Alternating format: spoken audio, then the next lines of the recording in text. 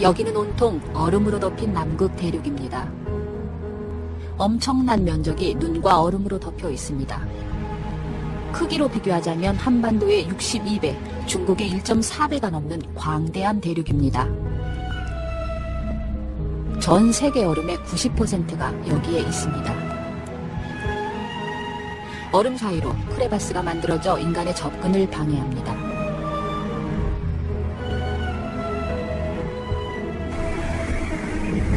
연평균 기온은 영하 34도로 지구상에서 가장 추운 곳입니다.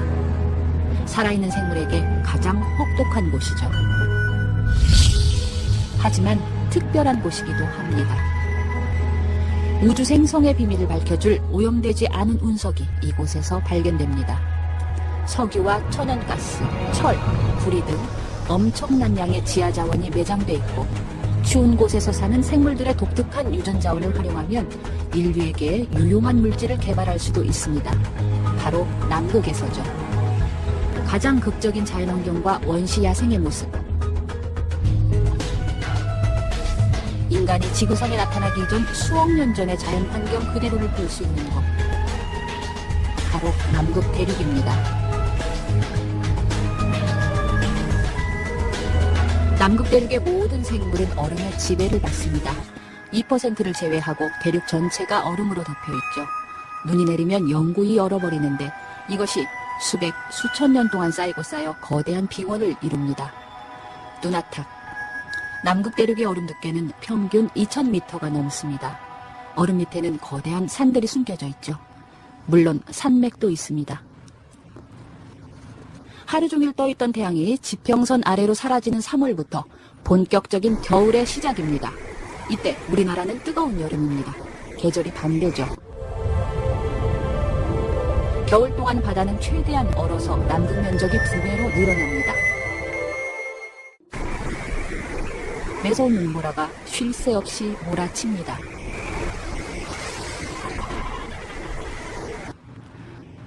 태양은 어김없이 다시 모습을 드러내고 10월이 되면 봄이 찾아옵니다. 바다가 얼어서 형성된 해빙에 균열이 생기기 시작합니다. 해빙 속에 갇혔던 빙산들도 서서히 움직입니다.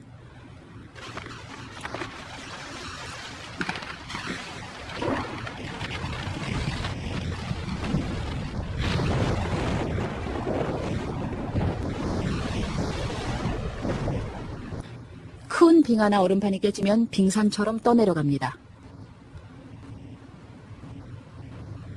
처음에 이 빙산들은 널판지 같지만 수면 위의 바람과 파도, 수면 아래 조류 등으로 서서히 아름다운 모습으로 바뀌게 됩니다.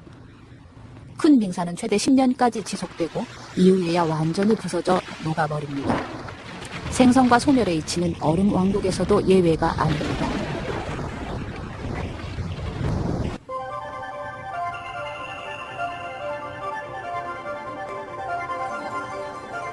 수면 아래 유빙은 매끈하고 평평한 표면과 전혀 다릅니다.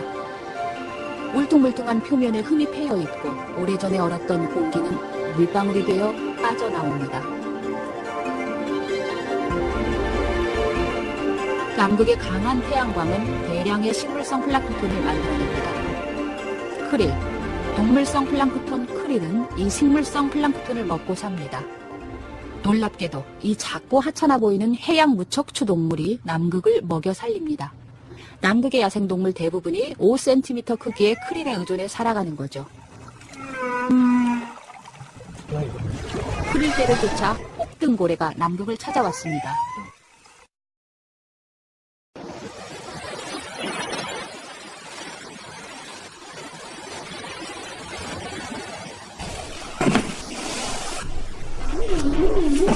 남태평양에서 나온 새끼를 데리고 1만 킬로미터를 헤엄쳐 남극에 도착한 거죠. 오로지 크릴을 먹기 위해서입니다.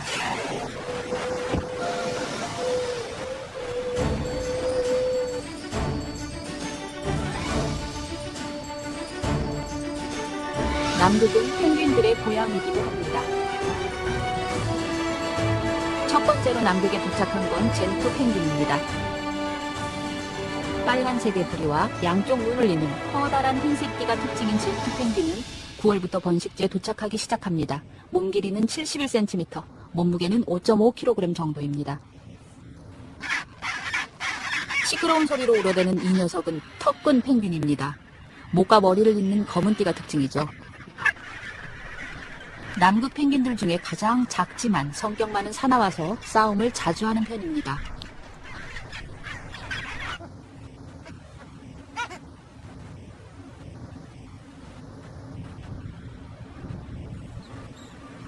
해빙 위를 부지런히 걷고 있는 이들은 바로 아들리 펭귄입니다. 턱근 펭귄과 몸집이 비슷하지만 황제 펭귄처럼 남극 대륙 깊숙한 곳에 번식지가 있습니다.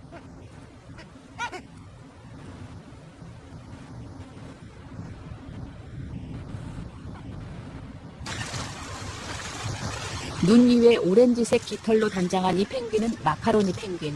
남극에서 멀리 떨어진 허드섬과 남조지아 섬 등 남극권에 수백만 마리가 살고 있죠.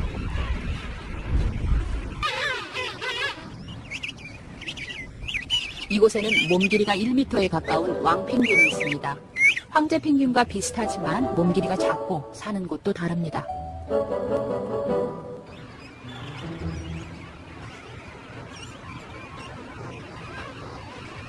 남조지아 섬에만 10만 쌍에 이르는 임금 펭귄이 살고 있습니다. 다 자란 키가 1m가 넘고 몸무게도 40kg에 육박해 펭귄들 중에 가장 큰 황제 펭귄. 남극의 상징이죠. 왕펭귄과 다르게 이들은 남극 대륙에 서식합니다. 남극의 혹독한 겨울 동안 알 한 개를 낳고 수컷은 알을 품은 채 2달 동안 한 끼도 먹지 않은 채 알이 부화할 때까지 지키는 것으로 널리 알려져 있죠. 암컷 대신 알을 품는 애처가인 셈입니다. 황제 펭귄 어미들은 매일 2kg 이상의 크릴, 오징어, 물고기 등을 사냥합니다. 대부분의 먹이동물들이 낮 동안 깊은 남극 바닷속에 숨어 있기에 수심 500m까지 내려가 사냥을 하곤 합니다. 새들 중에 가장 깊은 곳에 잠수하는 새죠. 펭귄은 깃털과 피부 사이에 공기를 가두고 피부와 근육 사이에 두터운 지방층이 발달해 남극 추위에 견딜 수 있습니다.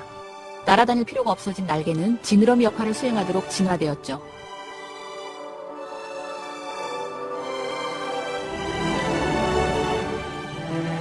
펭귄들이 번식지로 돌아오는 10월은 여름의 초입이지만 남극반도 대부분은 여전히 얼음으로 덮여 있습니다. 그래도 해안가에는 간간히 땅이 드러나기도 합니다. 삭막한 자갈밭도 남극의 생명들에는 오아시스와 같죠.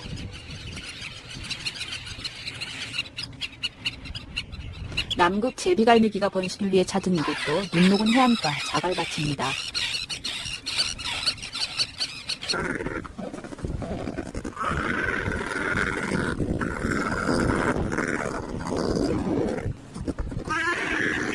남방 큰 풀마 갈매기들은 비교적 높은 고지대나 해안 절벽에 둥지를 틀고 알 한 개를 낳고 키웁니다. 나비처럼 몸을 가볍게 움직이며 수면에 먹이를 사냥하는 윌슨 바다제비. 이들은 천적을 피해 바위 틈 구멍 속에 둥지를 틉니다.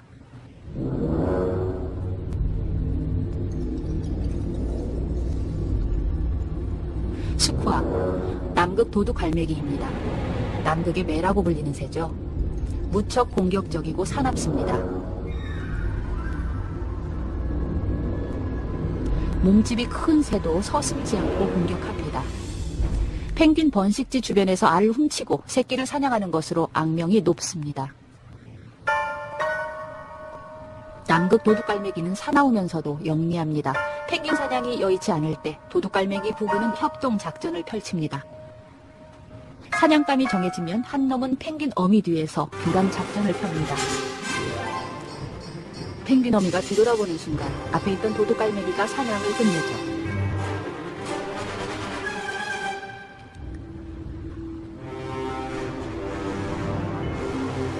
이들에게도 먹여 키워야 할 새끼들이 있습니다.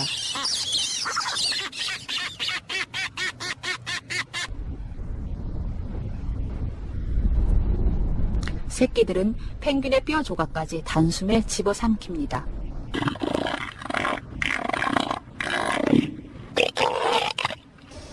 다 큰 수컷 몸무게가 4톤에 이르는 코끼리 해표. 눈 위에서 낮잠을 즐기는 것은 외델 해표입니다. 해표 가운데 가장 사나운 것으로 알려진 표범 해표. 가끔 사람을 공격했다는 보고가 있을 정도로 포악한 성격의 표범 해표는 물고기나 펭귄을 사냥하며 살아갑니다. 유빙 위에서 쉬던 표범 해표가 사냥에 나섭니다. 사냥감은 펭귄입니다.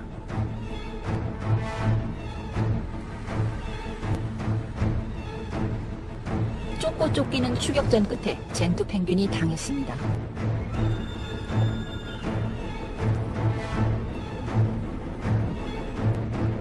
젠투 펭귄이 빠져나오려고 애를 쓰지만 그럴수록 표범 해표의 이빨은 몸속 깊숙이 더 파고들 뿐입니다. 표범 해표도 남극 도둑갈매기처럼 펭귄이 급격히 늘어나는 것을 조절하는 남극 생태계의 상위 포식자입니다. 마지막은 청소부들의 몫입니다.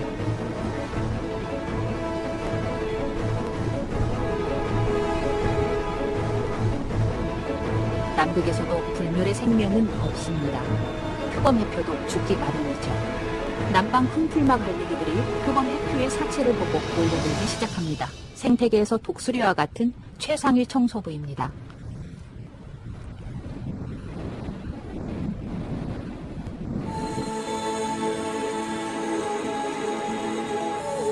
유한한 생명체들의 무한한 순환, 먹고 먹히는 생태계의 치열한 경쟁 속에서도 삶과 죽음은 하나입니다. 순리에 따라 순환하고 주고받으며 남극만의 생태계를 유지하고 있습니다. 1월, 남극은 여름의 절정에 이릅니다.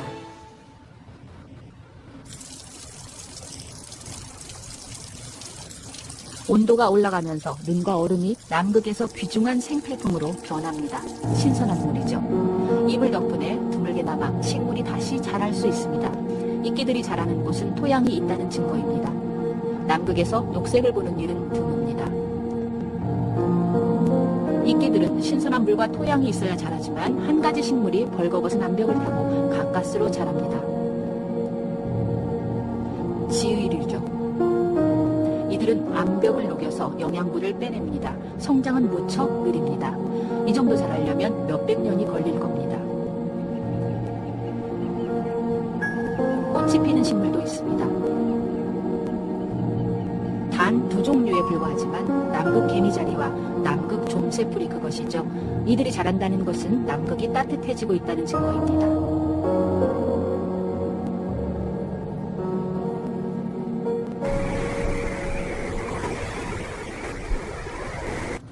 여름이 끝나가면서 매서운 바람이 자주 불기 시작합니다.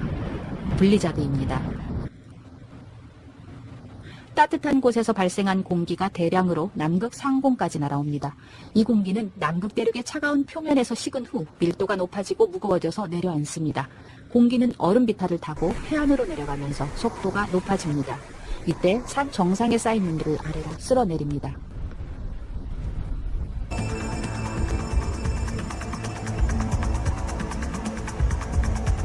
남극 대륙 빙하 아래 호수가 140여 개나 발견되었습니다. 빙하 아래 얼지 않은 호수가 있다는 사실은 놀라운 것이었죠. 가장 큰 것은 러시아 보스톡 기지에 있는 보스톡 호수, 우리나라 경기도의 1.5배 크기입니다. 4,000m가량 빙하를 뚫어 포어를 꺼내 연구해본 결과 다수의 미생물들이 발견되었습니다. 원시 미생물들이 과연 어떤 과정을 통해 진화해왔는지 과학계의 수수께끼가 남극에서 풀릴지도 모릅니다.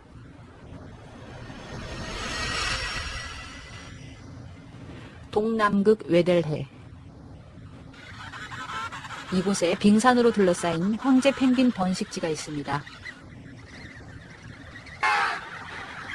저 멀리 뱃속에 물고기를 가득 채운 황제 펭귄 어미들이 돌아오고 있습니다. 한 달 동안 굶은 새끼들이 기쁨을 참지 못합니다. 어미도 서두르고 새끼를 찾은 어미는 다시 한번 새끼가 맞는지 소리를 자세히 듣습니다.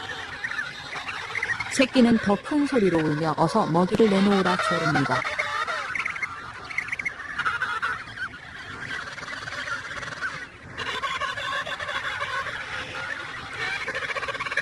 신중한 탐색전 끝에 자식임을 확인한 어미. 연신 고개를 끄덕이더니 뱃속의 먹이를 토해서 먹입니다.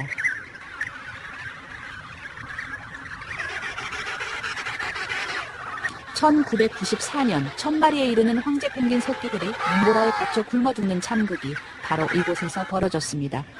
남극반도 디옹섬에서는 1970년부터 개체수가 줄어들기 시작해 2009년에는 한 마리도 발견되지 않았습니다. 과학자들의 예측은 더욱 비관적입니다. 기후변화가 현 상태로 지속된다면 2100년 황제 펭귄 개체수 95%가 사라진다고 합니다. 해상의 얼음이 녹기 시작했으며 해수면 상승으로 남태평양의 섬들이 잠기기 시작했습니다.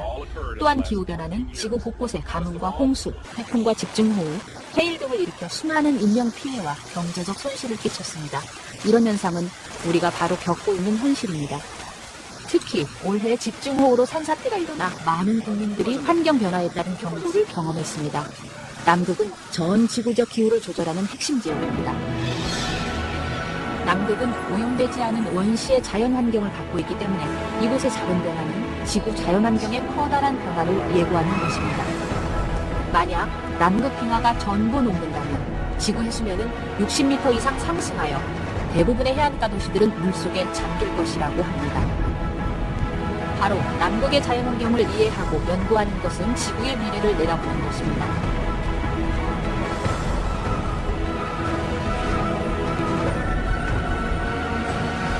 우리나라가 많은 예산을 들여 쇠빙연구선 아라온을 건조하고 세종과학기지에 이어 동남도 테라노바 베이에 제2의 장보고 과학기지를 건설하려는 것도 바로 이 때문입니다.